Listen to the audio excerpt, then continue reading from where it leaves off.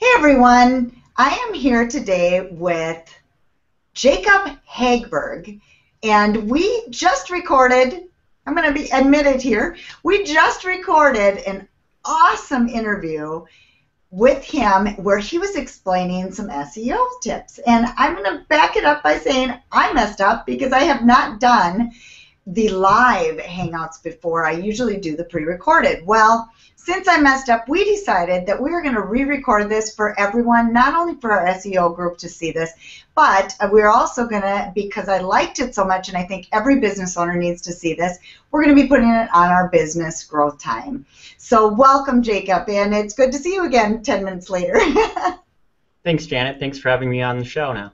Yeah, I appreciate you coming on. So can you please tell me first about your background and where you came from and what you do? Yeah, I'm a full-time internet marketer. We help a lot of different small businesses and larger corporations get found online through search engine optimization. I know, Janet, you've got a background in social media, so it's a little bit different take, and I hope that I can share some valuable stuff for your followers. Absolutely. I'm excited to have you on. Well, cool. Well, let's go ahead and get right into the presentation then. Yeah. So let me go ahead and share screens here so we've got that.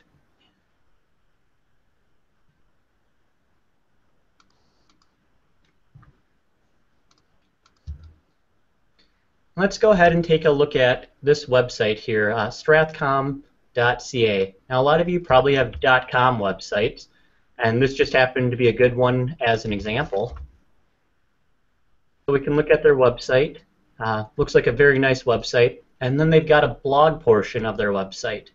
And so many of you small business owners may have been told that you need to blog to create content so that your visitors have new things to come back and view. And what I really want to highlight as important is make sure that you're not just putting words on a page. Make sure it's actually valuable and is something that you want your visitors to see and come back for. So with that being said, one of the most important things you can do to check up on and to see how well your SEO is if you're doing it yourself, or if you've got a different development company or an SEO agency doing it for you, you can use a couple of these tips just to see if they're doing a good job. So the first thing that you want to do is go to Google, because that's the big search engine that most people care about, and put in this command. It's site, like website, colon, and then yourdomain.com in there. So if my website was smallbusiness.com, I put site colon smallbusiness.com in there. And what this is going to do is return back all the different results that Google has for your website, all the different pages. So you can see for Strathcom here, it shows their home page as well as some different pages like their company page, kind of like the About Us you might have, their services page, careers page, and some resources. So let's take a look and let's find out, let's just pretend maybe they were working with an SEO company, and let's see if that SEO company was doing a good job. And the main point of this discussion and presentation is to find duplicate content. And so why is this really critical and important? When you're building a website and for your visitors, you don't want to show them the same thing more than once. That's like opening up a book, reading the first page, and that was really great content, but then you turn to the second and third and fourth page and it's all the same content, and you get to page 100 and it's the same. And even though you had one really good page, that doesn't make up for 99 bad pages. So a lot of times businesses are doing this without even knowing, and that's the scary part, because everybody's using WordPress. More than 30% of businesses are on WordPress. It's just sold as that really easy to use out-of-the-box platform. But what's difficult to understand is that WordPress isn't configured for SEO. So let's kind of take a look at a few of the most common mistakes that we see people making. And you can do a modifier search. Now I know this sounds really scary, but can do in URL and search for either tag or tags plural. You should do both.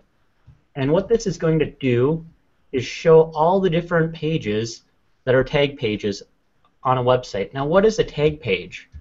Let's go take a look. They've got one here for SEO. And what this is it's just a simple category that helps people navigate between different pages of the website. And at first glance, this seems completely harmless. In fact, it seems helpful. Like, having the reference of this post before I read it is about auto dealerships, best practices, online resolutions, SEO, and UX websites. That sounds like valuable information. But take note, I'm viewing this information on the website here, and that's what's really important. When you're doing this, you're really building a website for users, but you need to take into consideration search. Now, here's kind of the scary thing about this, is if we were to look at some of these other pages here, these other tag pages, so this one's called SEO, you can see that this post that they made, not too late, New Year's resolutions for your website. And again, this is a company telling you how to build your website and clean it up. And you can see that they're missing some critical things. And this isn't to knock on them, it's just something that gets missed so frequently. They're experts in some things, but they're not always experts in everything. So you can see this post starts out every year when January rolls around, you vow to get into shape. So let's take a look at some of these other pages. On this tag page here, you can see that same content. Now let's go to some other tag pages like auto dealerships and best practices. And you can see that the same content appears over and over, but it's just a different URL up here. So this one says auto dealership, whereas this one appears as best practices, just like this, but you can see that the same content is here. And now you're starting to see this concept take shape. These tag pages are creating duplicate content. But the good news is, in a couple minutes, we'll show you how you can eliminate this issue, or you can take this issue up with your developer, web designer, webmaster, and kind of point these issues out to them, and they can take care of it for you. Because I know sometimes it can be a little bit daunting and a little scary to go into the back end because you don't want to mess anything up. Right, Janet? Oh, that's a really good point right there, because that's the fear. I would suggest to anybody that's not familiar with this to not touch that area, just because you got to be really careful not to mess things up. Correct? Exactly. And not understanding. Yep. And if you mess something up, then they're going to charge you for it. And as an agency, that's one of the most frustrating things when you've got a client and they're going in and they think that they're doing really good things, but they're not. And that's just something that I really want to caution you about. And I know everybody loves to do it themselves sometimes, and it's a good learning opportunity. But this is the learning opportunity on the show, just to kind of double check and see, is the company you're working with doing a good job? So let's continue on. And tag pages is just one category on a website where you can have duplicate content. Now, what you see is also by default, WordPress has got these other ones here called archives. And when you look at when this post was made, January 27th, 2015, let's take a look at the January archive. And what you can again see up here, it's a new URL, and this is going to be indexed in Google. And again, it's the same content here. And that creates another issue. And again, here's another default setting in WordPress. I just really want to hammer this into you guys, how important this is. But look, it's written by Trish. So let's take a look at Trish's author page. So this is another category that WordPress creates by default, authors up here. And again, you can see the same post appears here with the same content. And so again, you can make the argument that, yeah, the page is a little bit unique, or the category page, but again, you have this some percentage is the same over and over and over again. And as your website builds up more and more duplicate content, it can lose favor with the different search engines like Google and Bing. And that's why this is important, because it can be fixed just by clicking a few checkboxes. And and this is something that the average person can possibly fix some of these pieces? Exactly. And Janet, okay. we'll show you how to do this in 2 minutes or less. And that's it's just an easy fix. But again, you can just see the issues that we're having. And finally, again, you can see that it's in a category here, automotive. This might take a little bit of time to find the post, but as we scroll along, there are probably multiple pages here. And stop me if I miss it, but I might have scrolled right on past it if these are sorted by date.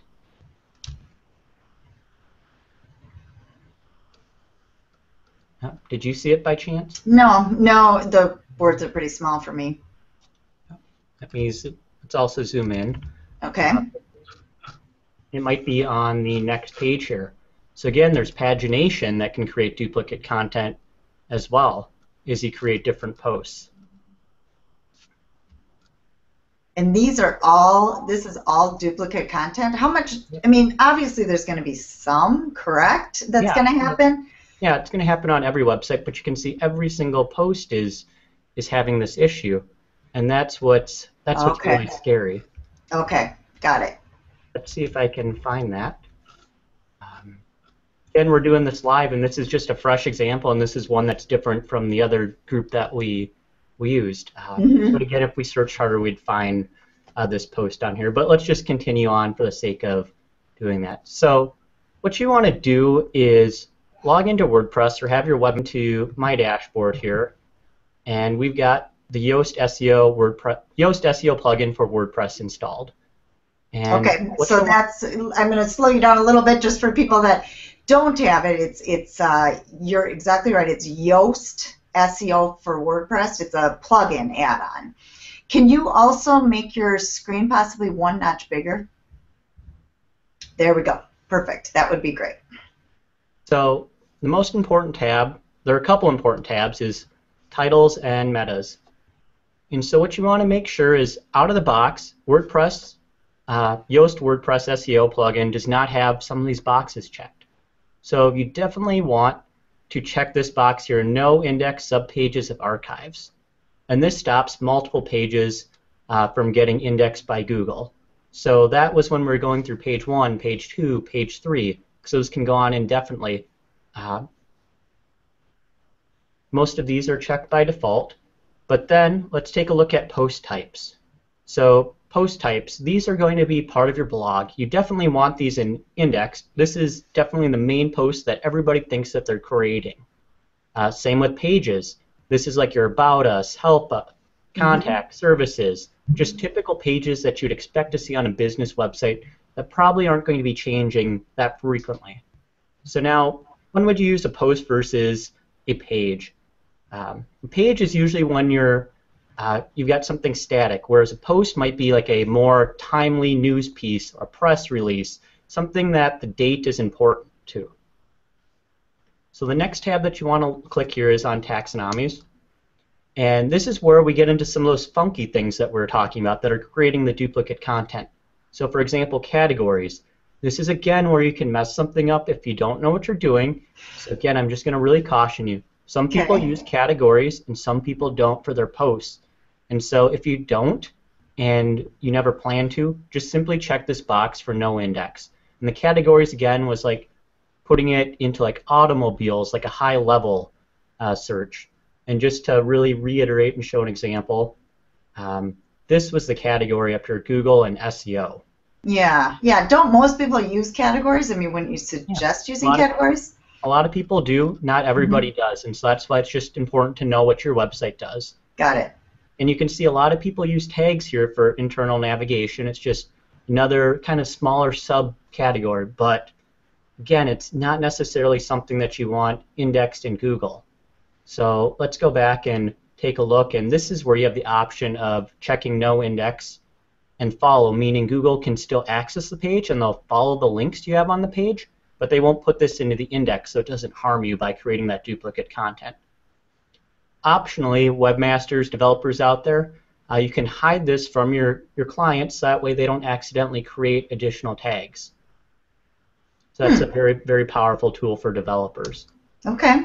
This other tab here, unless you've got multiple authors writing on the website under multiple accounts, in general, you want to no index but follow this author archives. And that's because that'll create a duplicate content piece for every single post that you create. And generally, if it's just one person doing all the content, just disable the author archives, and that can save a lot of problems. Wow. Okay. So if it's one person, some have guest bloggers and that kind of thing. So you're saying with guest bloggers, don't want to do that. But if it's just one person, main author, like mine, I just have me, for instance. So I would want to have those check marked. Exactly. There's no point in getting yourself in trouble, and it's not like you can't change it in a later date. You know, if you do add another author to your website. what is the Yoast default? So the Yoast default is there will be no checkbox in here. They'll have it Okay. indexed. Okay, that's interesting. Oh, that's good to know.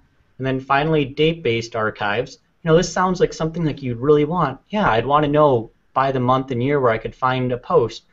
But, when you're coming from Google, rarely are you going to be searching somebody's exact brand name plus the article name plus the date that it was found and the year. Usually you already know the post that you're looking for, and that's what's important to find, not the date-based archive where it sits.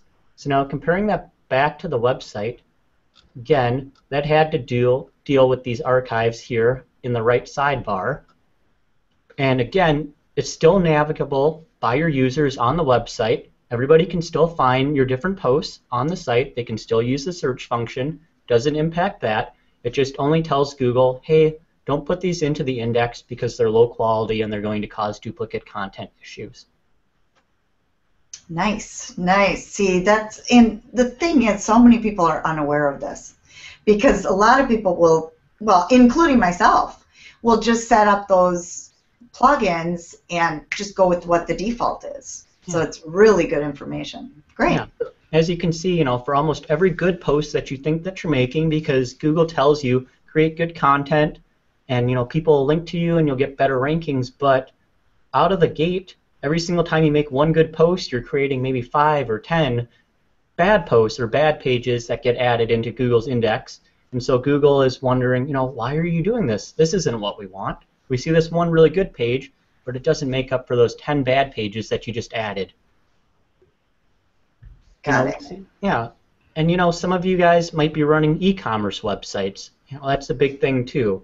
And that's certainly something that you guys need to consider. A lot of websites are built on the platform Magento, and I'll pull up this example here, and I'll try to keep it really non-technical and really simple. Again, this is something definitely for your developer. I don't expect that most small business owners can do this because you can break things really quickly and it can cost you a lot to get them fixed. But the thing is, I like that you're going into this because it's good for the average person even to be aware of this. And we're going to have the SEO people looking at this, but then they know what to bring to their developer too. So everybody's been to a website, an e-commerce website, and you can see these different category setups here. Again, an appropriate time to use categories. But let's take a look at mugs and drinkware. And what I really want you guys to do is pay attention to this URL up here, mugs-drinkware, and that's what that's called. Now what we can see is there are 12 items on this page, and pay special attention to this 25-ounce aluminum Alpine sports bottle. Now watch what happens when I click 36. You can see that a whole new URL has been generated up here, and this creates duplicate content in Google because Google will index this. Even though you can see the content here is almost identical. Again, you see that we've got this 25-ounce aluminum Alpine sports bottle right here along with similar products. So again, every single time that we change the sort by, let's sort by A to Z now. And we've got the Bahama Mama mug. But again, if we move back to the 12, we've got the same mug there again. So you see how duplicate pages were created, even though this was definitely not the intention of the site owner. They just simply want to give people a nice, easy way to navigate their website and be able to sort and find what they want. And it sounds like a good user experience, and it definitely is, but it's just also giving Google the proper signals of what not to do when they come and visit the website. Because remember, this is a robot, and the robot wants to follow instructions. So you need to give them instructions. So this is very technical, and I won't go into it too much, but there's a main file called robots.txt.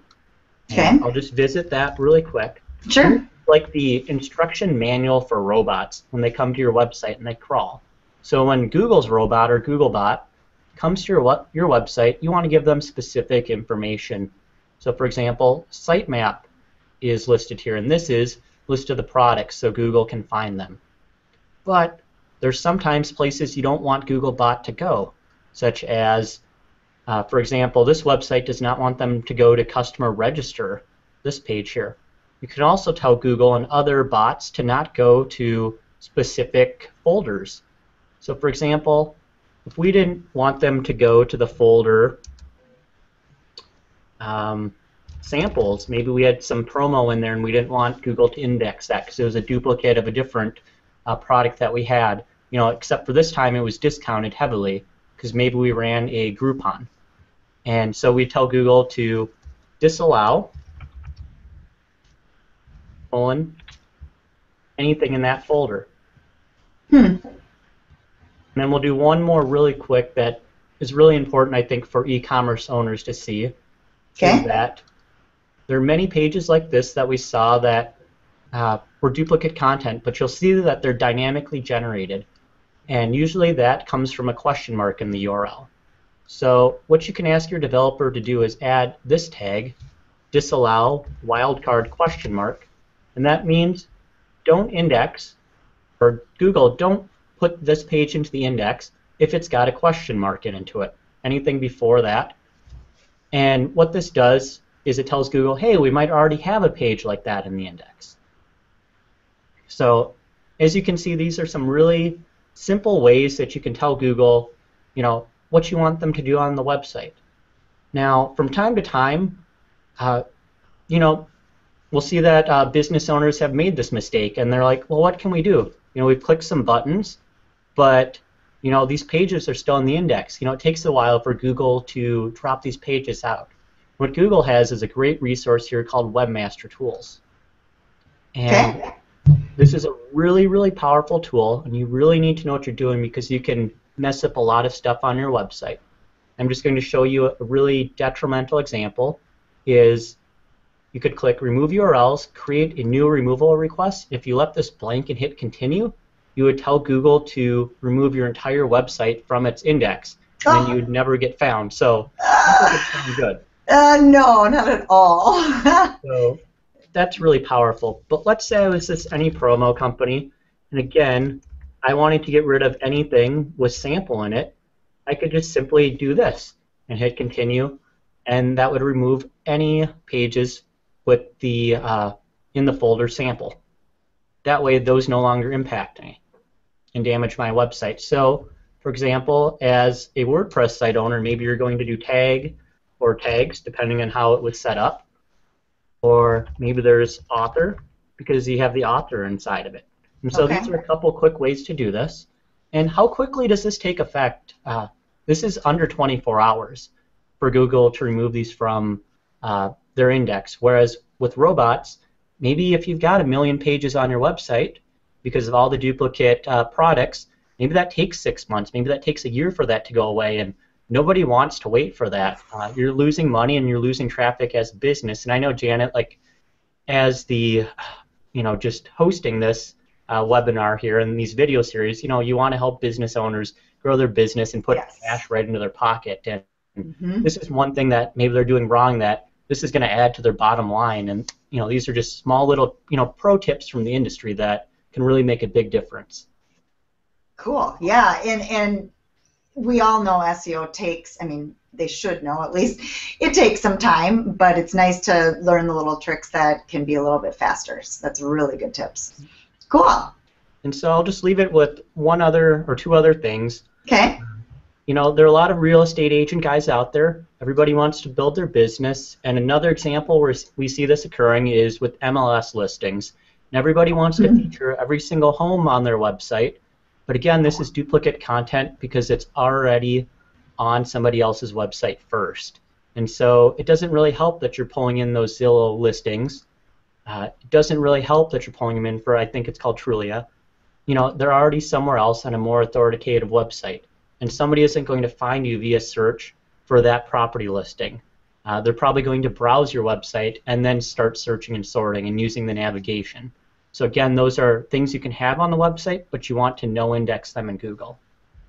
Great tip, because I would assume everybody feels like they need to index, because that's what we've been told, And so some things are important to index is what you're showing us and telling us, and some things you just don't want to index. And so then my final tip that I've got is, take a good look at your website and take a good look at the content. There's one really powerful tool out there called Copyscape, and this is a plagiarism check. And what this can do is, you can run this across your website and your content. Sometimes people outsource content, and what we discover is there's a lot of dishonesty in the, in the business from writers. And, it's not to say it's everyone. There's a small percentage, but what they'll do is they'll copy content, and then it's essentially stolen because it's been published somewhere else. Now you're putting that content on your website, and you think that it's unique, and you're saying this is on my service page, this is on my About Us page, but maybe it's just a generic template that's been used, and recycled hundreds and hundreds of times, and that's not really what you want either. So you can use this tool, copyscape.com, just to check and see if your content is good on your website. Now, I just want to also make this very clear. A lot of times, people will take content from your website and either link back to you, or sometimes they won't. And that's okay if they link back to you. Now, sometimes when they don't and it appears to be stolen, you're trying to decide, well, should I go after this? But a lot of times, Google has figured out who is the original author, and they know that you're the first originator of that content. And so every time somebody takes that content from you and posts it somewhere, you're getting credit for that, whether or not they give you a link. Wow. Wow. See, now that is fantastic. So can you repeat that in a little bit of a different way? I just want to make sure that we make sure that point comes out. And you know what? Do you want to come back on screen? I'm like talking to words. I'm talking to Webmaster Tools. Okay, so cool. Another good way to reiterate that is, and let's combine it with social, which is your specialty. So we're going to create this. We're going to put this on YouTube, and really, it's your content. You're the one that owns it. And now, essentially, what you have is people going out and taking that, and putting it in places. And when you look at that, oftentimes there's an embed, but there's not always a link back to it. They don't cite your source or cite, your original website. But you can see that Google knows that you are the content creator, and they're giving you credit, and it's building your authority and authorship. So that's just another way of looking at it from a different perspective. Got it. That's a great, I love that end on that, because I think people need to know that piece too. You taught us so many different things. Some was just at our level that anybody can do, and some was up here. But it's good to know all the information that you taught. So, Jacob, what I'd like to do is, now let's say somebody's listening and they have questions, want to reach out to you. Where's the best place to get a hold of you? Yeah, they can go to www.orangefox.com, and what this is a resource for small businesses and even larger corporations just trying to figure out, well, how can we do SEO? How can we do it in-house? And just to kind of get the basics, and it really enables you and gives you leverage when you're working with an agency, just because you know something and you can speak their language, and you're not going to get ripped off, you're not going to get taken advantage of, because so much in our industry it's often sold as kind of like snake oil. And this is just kind of a resource for business owners just to kind of get a grip on what SEO actually is, and how they could implement some of the small and basic things themselves. Cool. Well, I appreciate your time, and I appreciate all the tips that you taught us, Jacob. Thank you so much for having me, Janet. Yeah, thank you.